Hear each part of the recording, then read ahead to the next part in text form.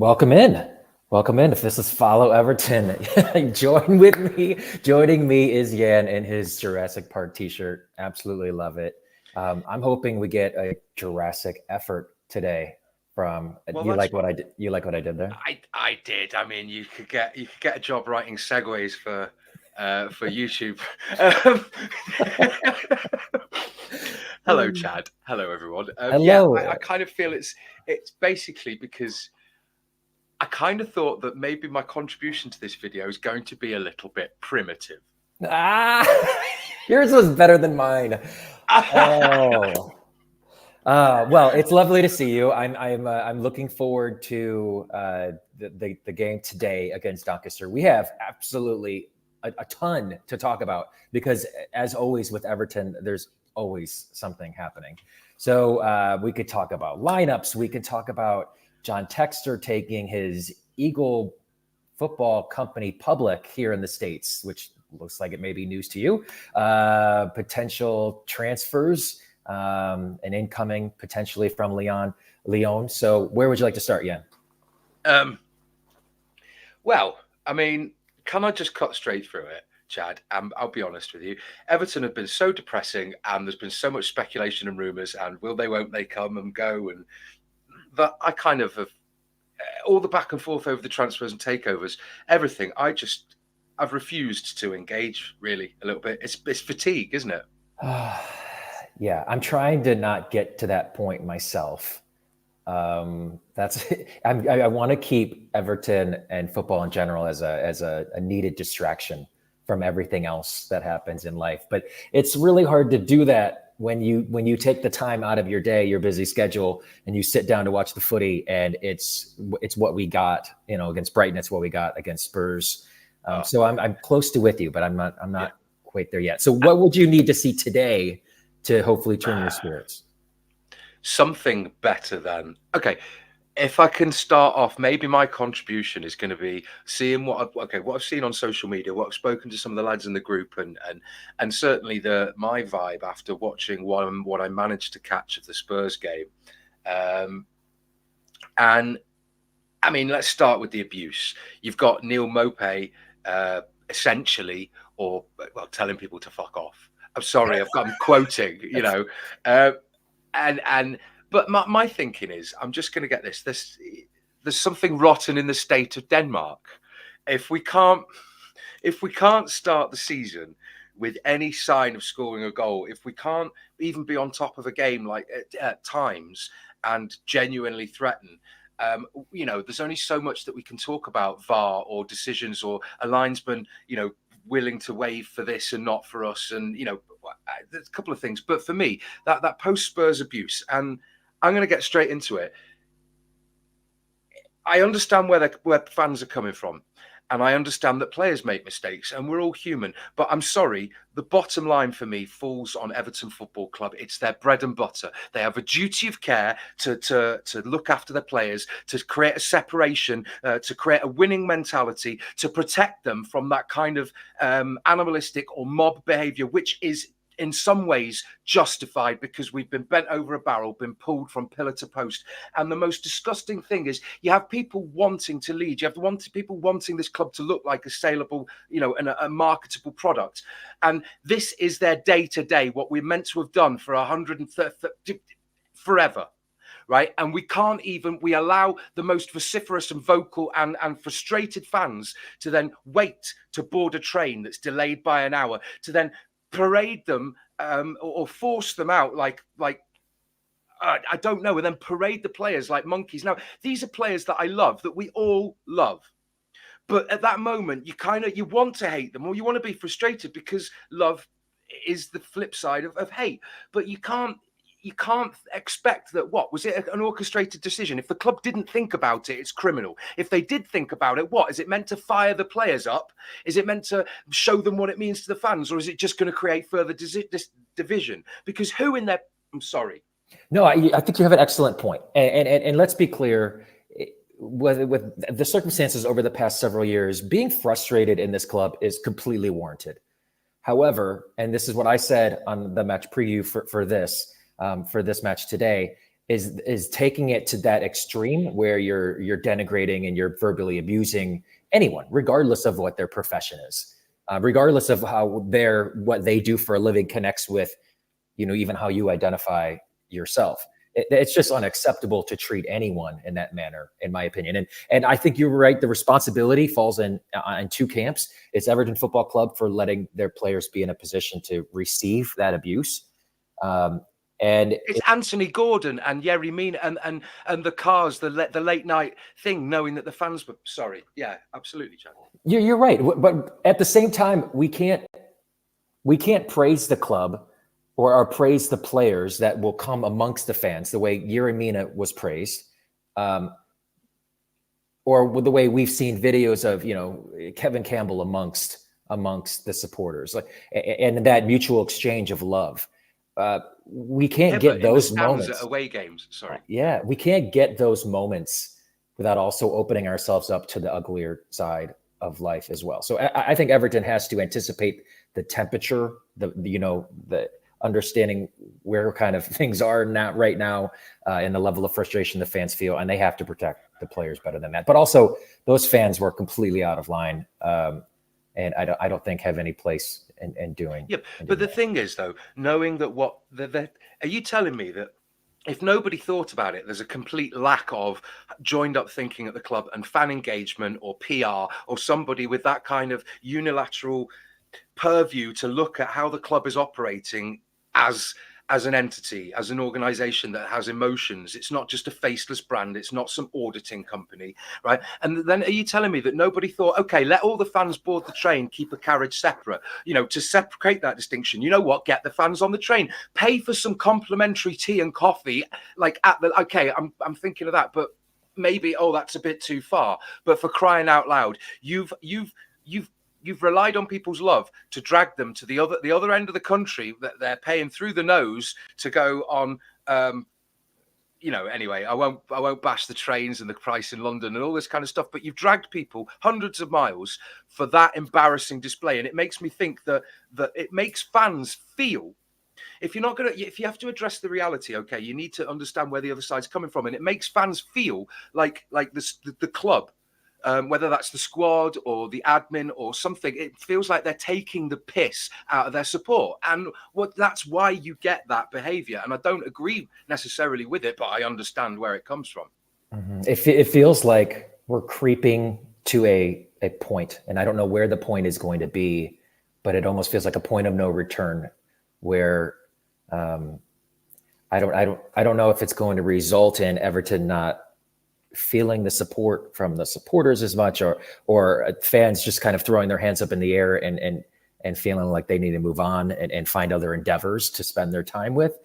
I don't know, but we cannot continue down this pathway and expect it to eventually at some point kind of rectify itself and clear up. That would be insanity, right? Yeah, that's the very definition. But then have people been talking that, Dice doesn't seem arsed, or is he's not? Or it begs the question then of, if so many people are saying make these certain choices or decisions, or whether it's substitutions or statements or just attitude, and it begs the question, if it's the most obvious thing to do and it makes far more sense to do it and lacks sense not to do it, then why would are there things then clearly we don't know as not being footballers or in the sphere? Yeah, I think the whole incident to me just shows how much of a mom and pop, poorly run shop Everton Football Club really is, because there was no foresight into protecting the players. There was no infrastructure available to react in a quick manner that would have shielded them from that. It's no different than, when Denise Barrett-Baxendale says she was put into a headlock. As outrageous as that claim was, are we saying that Everton Football Club would let fans or supporters get to a point where where she was able to have that interaction? What this is encapsulated with when if you try to look at any engagement that fits into this category, that becomes adversarial, that pits a fan or some element of the oeuvre of Everton Football Club, if it pits a fan against a fan against the club, a player against the club, a player against a fan, basically all this, there is a failure, a clear failure for somebody in-house to work cohesively and collaboratively to protect this an image of Everton Football Club, and it's going down the drain. And I don't. You're right. You're right. I have a feeling you and I could talk about this for hours upon hours, and we do have a match in less than 20 minutes now. So don't remind me, Chad. Yeah. Have you seen the lineup? Yeah. Okay. We're going to post it right here. So I was actually surprised when I saw the team sheet on Twitter. Yeah. I thought Dyche would go younger. I thought we would get Roman Dixon and Harrison Armstrong and maybe Reece Welsh but no, it looks like he's trying to roll out a senior squad and potentially get this win. So what is your thinking here as you look at it? I'm looking at it and thinking, I bloody hope that this is a positive sign that all of a sudden we're going to win 5-6-0 and then decide somehow somebody's going to wake up in the middle of the night on Friday night, Saturday morning, and go, I'm going to play the same team. and Fuck them. It's just mic drop, dice drop. Yeah, just, I don't know. Yeah. It's Pickford. Okay, he's showing that to me. Okay, hopefully it's like, okay, Pickford, get your fucking groove on. Coleman, well, this is his swan song season, isn't it? So hopefully it's about maintaining fitness and making sure that who else is going to play what. Dixon is Brian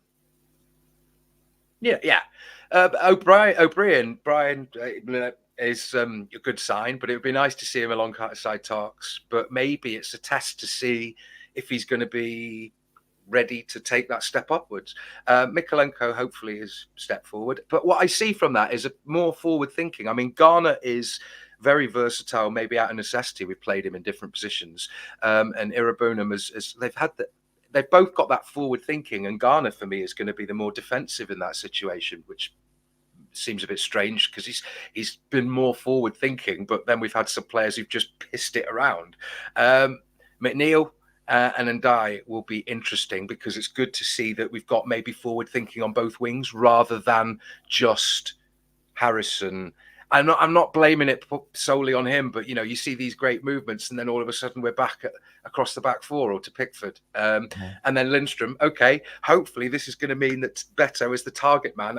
Are we preparing for DCL to leave? Sorry, am I getting on to other topics there? No, I think you're onto something. Whenever you approach these cup games and you're in a situation like Everton finds themselves in, which we know, I think rightly so, that this is going to be another relegation scrap.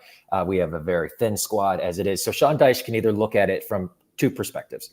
I can either punt this game, to use an American phrase. I can punt this game and I can roll out some young players, try to get them some experience and really only focus on the Premier League and staying up. Or I can use this tie as a means to build some momentum, and then to obviously get people like James Garner back into fitness, Seamus Coleman, who's coming back in from a knock, O'Brien would be his first real minutes with the club outside of preseason. So do you think there's one approach over another that Sean Dyche have considered for this?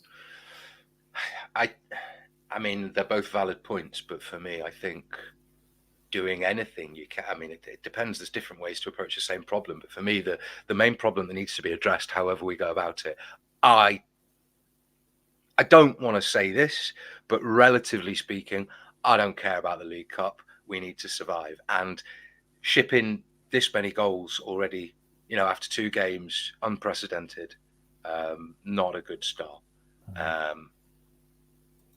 Indeed. So this is what the bench looks like. Virginia, Mason Holgate, everyone's favorite player, Mason Holgate. DCL sits on the bench next to Harrison, Decore, Ashley Young, who is back from his red card, Ghana Gay, Harrison Armstrong, and Roman Dixon, the two young guys. I think everyone is really excited to see, where's the comment? I can't find it right now. This guy, right? Not so much. I don't begrudge him. Clearly, something has gone on there because his catastrophic dip in sort of trajectory was alarming. At one point, he kind of looked like the kind of player that would step in potentially to a Man United defence at some point, and I don't know. It's a shame. Yeah. Well, Tazul says Doncaster's right about at his level, and he should have a stormer tonight. I think that means like a hat trick for Michael Keane. Well, Lila did point out, Lila Hale, I think I started a comment, always look out for the names that seem familiar that are going to haunt you. I mean, that's Everton, that, isn't it? Yeah. Well, this is probably Michael Keane's swan song, I would imagine. If James Tarkowski is now coming back into full fitness, if Jarrett Branthwaite is close to return, if Jake O'Brien beds in and does well in these minutes today, Michael Keane is going to find himself as fourth choice center back. So we may not see Michael Keane much after today. Maybe that's a good thing. I think in spurts, Michael Keane could plug a hole, but I think asking Michael Keane to do anything more than just a smaller scale job you're probably asking just a little bit too much of him. Again, for me, maybe it's too obscure. My thinking is that when you consider the wages he's on, and potentially the value that he could go to a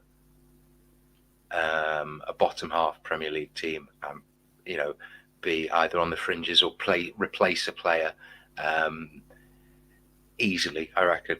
And then you have to wonder if it's financially the best option to keep him or to sell him, and does he want to play first team football, etc., etc. And then you compare that to previous players that have been happy to be more squad, like Tom Davies and Andre Gomez, and we've made some very poor decisions where we've overpaid and committed, and yeah, as you say, is I think, was it you and Chris were talking about stripping down the squad and not seeing, this whole threadbare thing that we're going to see for quite a while is, I mean, is he going to stay just to play the odd game? Do we want him to stay and pay those wages? Yeah, I don't know if there's a market for him outside of finishing up his current contract. If this starting 11 can't win tonight, you might as well just give up and keep watching Tiddlywinks. Now, we don't have this televised in the States. Is this something that can be found in the UK? Yeah. Do we broadcast Tiddlywinks? I don't want to necessarily say anything. It may well be. There's a lot of niche programming. These days. Everton. You know what? I really should have thought about this because we've got so many people at the game today. Everton v Doncaster on TV. So I'm sure we'll get you some. We'll let you know where the Tiddlywinks can be found. Okay, so on with some team news. When is the game on Sky? I mean, I believe it's 7:45. It's kicking off in 11 minutes. Oh, it is on Sky, I think. It's on Sky Sports Plus. Yeah. Okay, so a little bit of team news we can get to before the match starts. It looks like our new potential owner, John Textor, is trying to reinforce his potential investment. He is loaning Everton Aurel Mangala, formerly of Nottingham Forest, currently of Lyon. This is a 1-year loan deal. Everton will be paying the full salary, and there's a $40 million buy option, which when I read that for the first time, I laughed out loud, literally laughed out loud, that we would ever have $40 million to buy a midfielder again. Look, I'm just letting people know that unfortunately the deadline, I think, is it? I don't know. I only play it ever so often, but I did get, there is a thing over here, like you get the state lotteries, right?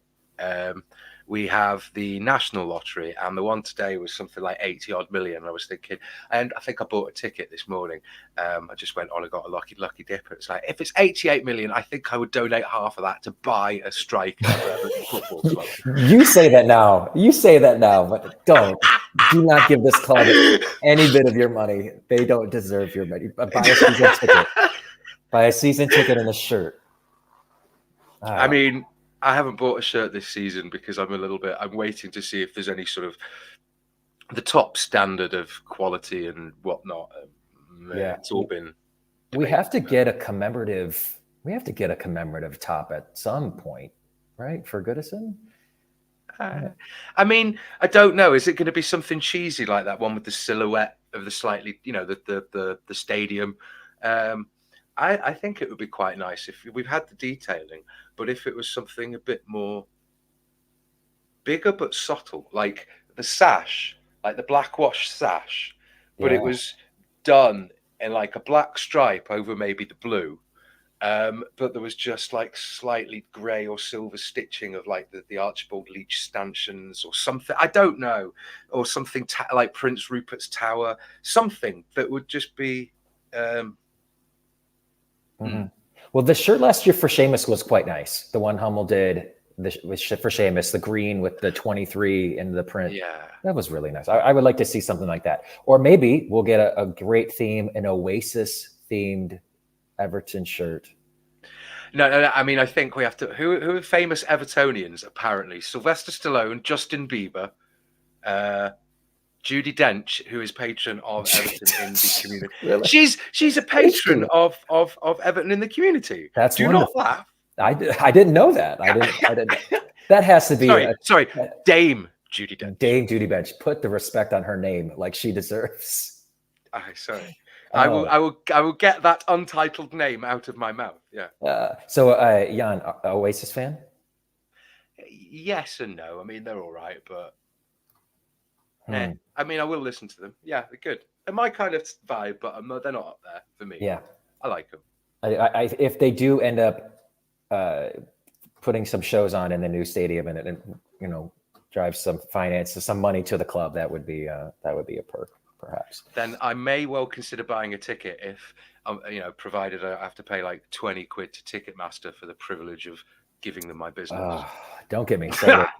I hope at some point that they face some regulators and get broken up. I feel like I can't even go to shows anymore because the fees are so outrageous. And then I mean, I don't know about you guys. Okay, buying a ticket to football, it's getting more expensive. But now when I think about, okay, I want to see this band and I missed out on seeing them a while ago, and it's like 120 quid. Are you taking the piss? Sorry. No, I love it. Oh wait, hold on. Matt Damon is an Evertonian. Could we do some Jason theme to the club? I didn't know Matt Damon. I didn't know that. That's outstanding. Who else? Stallone. I mean, we know. Remember Stallone drinking that coffee. So you're gonna have to. What was the drink that Sylvester Stallone had that he's now memed for? I can't remember the name of it. It's something. At Everton when he was like wearing a scarf, and I can't remember. Someone gave him a cup of something, and he drank it, and he had a sour look on his face, and I don't know. I'll send it to you. I don't know. I'll put it in the group chat. All right, so we have about 6 minutes till kickoff. What are you expecting today, or this evening for you? Okay, expecting, I feel, is a very loaded word. And I spoke to Chris about this because there's expecting as in demanding, as in I expect better. And then there's expecting as in anticipating, meaning I wonder how we will do. So yes, I expect us to play them off the park with a comprehensive win. But I also expect us to... Yeah, I expect myself to grow increasingly frustrated about our lack of being able to score goals against a League Two side.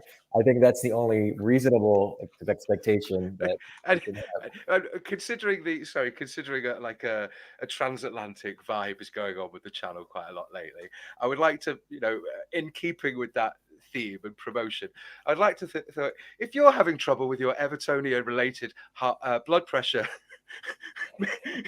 many medications are available through speak to your doctor. Oh yeah, no, that's the most American thing ever. We should just medication ads on everything. We should follow Everton. Is brought to you by Cialis. I don't know.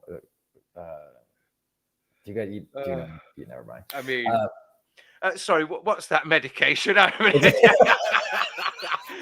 The blue pill. Yeah. Indeed. Oh Sorry. man. All right, let me get a prediction from you, Jan. I know that I know we're probably hoping for a win, predicting a win, but how are you thinking they're gonna play today? What's the score?